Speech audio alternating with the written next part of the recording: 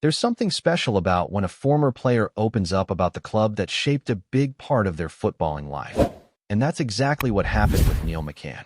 The ex-Rangers winger has broken his silence and revealed just how deep his connection to the Ibrox side still runs, years after hanging up his boots. His recent comments have stirred a wave of discussion among the fans, especially with ongoing talk about whether he could return to the club in some capacity down the line. But McCann was honest. There's a bond there, one that hasn't faded with time, even if a return isn't immediately on the cards. The speculation really kicked off during Rangers' recent managerial search, when Kevin Muscat's name began to gain serious traction. Many believed that McCann was being lined up as his assistant, ready to walk back into the club alongside his former teammate. There were even whispers that he might take charge on an interim basis while Muscat wrapped up his duties over in China. But McCann has come out and set the record straight. According to him, there was no official contact. Yes, he and Muscat have had casual chats in the past, the kind of what-if conversations between mates who used to share a dressing room. And sure, if the offer had been real, he admits it would have been brilliant to return. But it never reached that point. No phone calls, no contracts, no dusting off last season's suit. Just speculation. That said, McCann didn't hide his affection for Rangers one bit. You could hear it in his voice when he talked about how much he enjoyed being part of the club during his brief coaching spell. Just being back on the touchline at Ibrox, being part of that atmosphere again, it clearly meant a lot to him. And you get the sense that, if the right opportunity ever did come along, he wouldn't hesitate. But for now, it's just that, a connection, a respect, and a lot of love for a club that clearly still has a hold on him. But while the past was making headlines, the present had its own drama. All eyes were on Jack Butland after a tough moment against Kilmarnock. A clear mistake from the keeper let the visitors equalize just before halftime, with George Stanger pouncing to make it 1-1. In seasons gone by, that kind of error might have sent the team spiraling. But not this time. Danny Roll, newly appointed and under pressure after a brutal Europa League debut, stood by his man. He didn't throw Butland under the bus, far from it. He called him a leader, both on and off the pitch, and made it clear that one mistake doesn't define a player. According to Roll, Butland would think about it, learn from it, and move forward, because that's what real leaders do. And to be fair, Roll backed up his words with results. Rangers went on to win the match by 3-1, securing his first Scottish Premiership victory at the helm. That one might seem routine on paper, but in the context of this season, and especially after the horror show against SK Brann, it felt massive. A turning point, maybe. At the very least, a much-needed dose of belief. One of the more heartening moments came when Youssef Shemleti, the big striker still trying to find his feet in Scotland, came off the bench and found the net. It wasn't a world beater of a goal, but it didn't have to be. What mattered was what it meant. A player under pressure, fighting for confidence, finally seeing the ball hit the back of the net. Roll called it a small step. Not more, but an important one. Because confidence can change everything. And you could see it spreading through the team. Players wanted the ball. They pressed harder. They didn't just wait for the game to happen. They got stuck in. That shift in energy and intent was especially evident in players like Danilo, who also found the scoresheet, and Fellisgaard, the Norwegian midfielder who quietly ran the show in the middle of the park. Asgard didn't score. He didn't grab an assist. But he was everywhere, linking play, finding space, showing that rare mix of intelligence and physicality. It was the kind of performance that doesn't always show up in highlights, but anyone watching closely would have noticed. Stephen Naismith certainly did. The Scotland assistant manager was full of praise for Asgard, calling him the best player on the pitch. That's high praise, and totally justified. The stats backed it up too. According to SofaScore, Asgard completed all 3 of his dribbles, hit 34 accurate passes from 40 attempts, and managed 50 touches before coming off 10 minutes from time.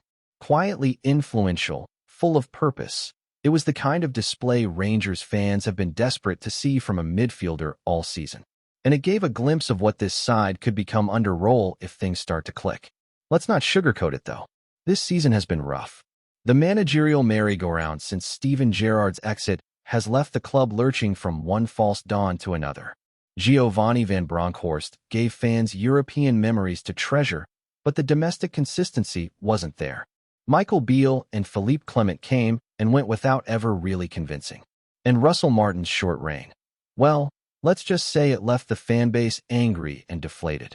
His possession-heavy style never got off the ground, and the mood around Ibrox turned toxic fast. So when Roll came in, he inherited a team low on confidence, short on structure, and desperate for direction. That first match against SK Brand did nothing to ease concerns. A 3-0 defeat and very few positives to cling to. But Sunday's win over Kilmarnock felt different. It wasn't perfect, far from it, but it had a bit of bite. There was intensity. There was discipline. The pressing looked coordinated, the attacking patterns more deliberate. It looked like a team with a plan. A team that wanted to play for each other. And for the first time in weeks, maybe months, Rangers fans could actually see a way forward. The players seemed to feel it too. That little extra energy. The belief that maybe, just maybe, this new coach might have something about him. Roll is only 35, but already you can see signs of his meticulous nature. He spoke about how they addressed Butland's mistake openly and directly within the squad. No drama, just honesty. That kind of leadership sets a tone. It creates accountability. And it's exactly what this dressing room needed after so much instability. Now, no one's pretending that a single win against Kilmarnock solves everything. There are still questions, still gaps in the squad, still pressure to perform every single week. But it was a start, a real start, and it felt like the fans inside Ibrox could finally exhale for a moment. After all the noise, the disappointment, and the false dawns, they got 90 minutes of football that actually looked like Rangers. And that matters. So while Neil McCann's reflections reminded everyone of what Rangers used to be, and what they still mean to those who wore the shirt, it was the current squad, under a young and hungry coach, that showed what the club could become again. There's a long road ahead, but maybe, just maybe, the journey is starting to make sense again. What Sunday's win also highlighted was the raw emotion still simmering just beneath the surface at Ibrox, not just in the stands, but on the pitch, in the dugout, and throughout the club. You could feel it when Danilo scored, arms outstretched, face lit up not just with joy but with relief. This is a player who's been through injury setbacks, struggling to find rhythm, struggling to justify the investment made in. And yet, when that goal went in, you could tell, it meant more than just putting Rangers ahead. It was personal, and that's what Danny Roll is starting to unlock in his players, a sense of ownership, of responsibility, of purpose.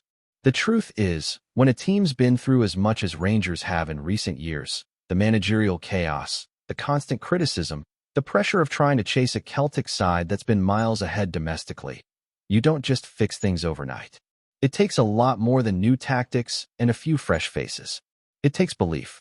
Not the kind of belief that comes from slogans or pre-match hype, but real belief. The kind that only builds through trust, repetition, and results. And for the first time in a while, there's the faintest hint that belief is returning. That's what made the atmosphere at Ibrox feel different.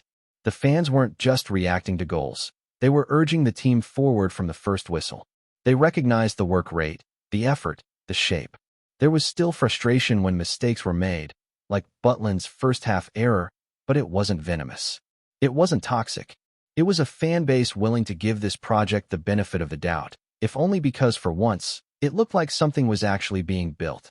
And you have to give credit where it's due. Roll, despite being thrust into the fire, didn't crumble. He made brave choices.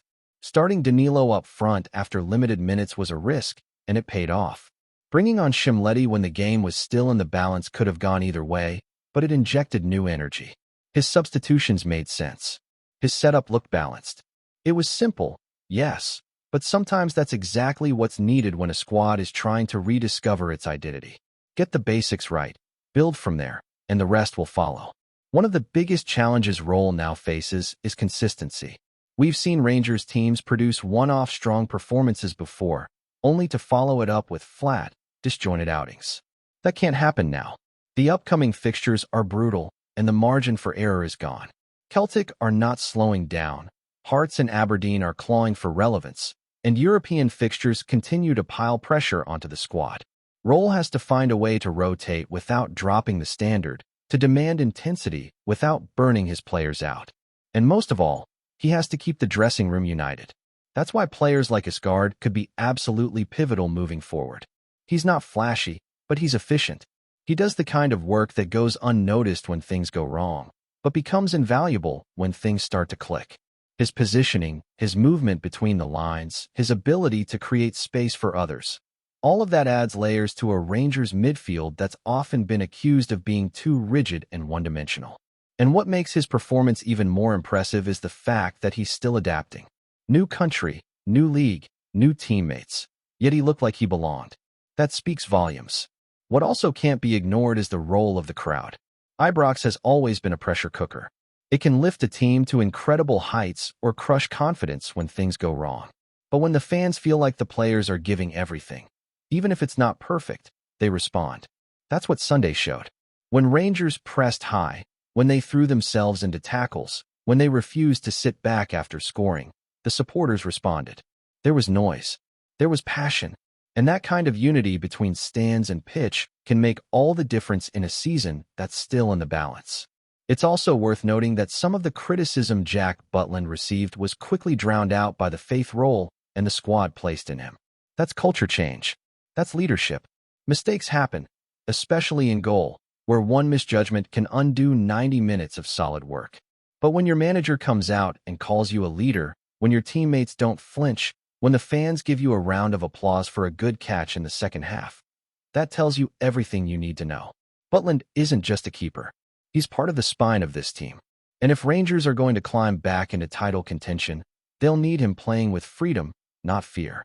Of course, it's only fair to keep expectations in check. This win, for all the positives, came against a Kilmarnock side that, while gritty and organized, isn't one of the league's heavyweights. There are much bigger tests on the horizon. But what matters is that Rangers didn't just scrape past them. They grew into the game. They controlled long stretches. They scored multiple goals and kept pushing for more. That's a mindset shift. That's a statement of intent. Before we continue, make sure to subscribe to our channel and turn on notifications to get all the exclusive news about Rangers FC.